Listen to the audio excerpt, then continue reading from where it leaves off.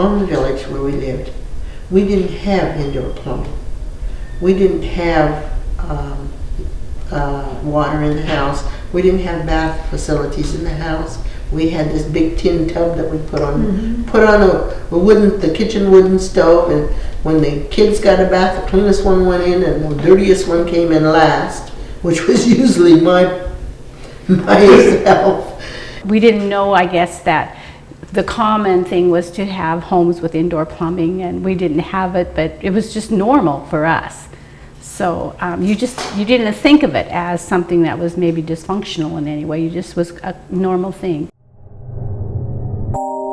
It was a sad life, and it was a happy life, and it was a good life. But people don't realize how badly we were treated. That's what I can't understand.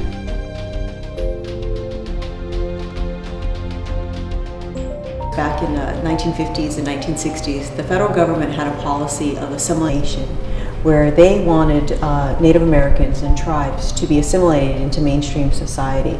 During this time period, the Congress passed the California Rancheria Act, and this was legislation that was designed to terminate the federal status of rancherias throughout California. With the passage of the California Rancheria Act, 41 rancherias were slated to be terminated and lose their federal status as tribes, and their members were also deemed to be non-Indians. And at the end of the day, 41 tribes were terminated in California, Mechoopda being one of those 41. Then they decided that it was time to terminate our land.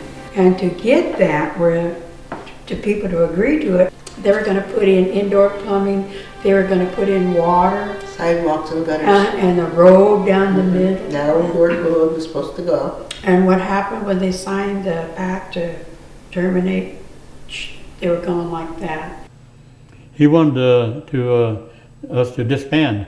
He wanted us to not be Mechoopdas no more. He said we'd be just like the white man. We'd be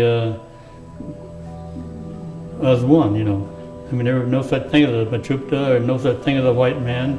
We'd all be as Chico. Years ago, there was no saying, the only good Indian is a dead Indian. Indian people were worse than dogs. They weren't even considered human. We had to fight to be accepted. They tried to keep everything quiet about your Indian ways, and you became white, so I guess that's what my dad did, and he just didn't really talk too much about it. So I just had there's just a big void for me. There was a big void.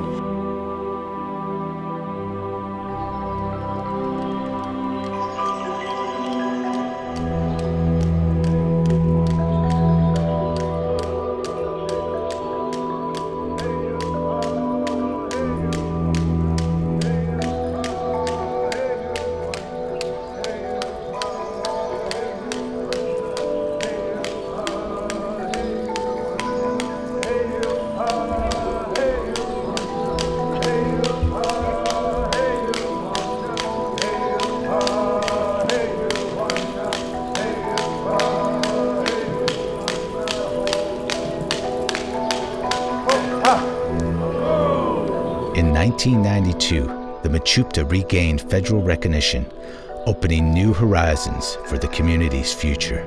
Since we have become a federally recognized tribe, I have gotten a lot of it. I understand a lot more. I'm learning. I learn every day. And it just feels like that void has been filled.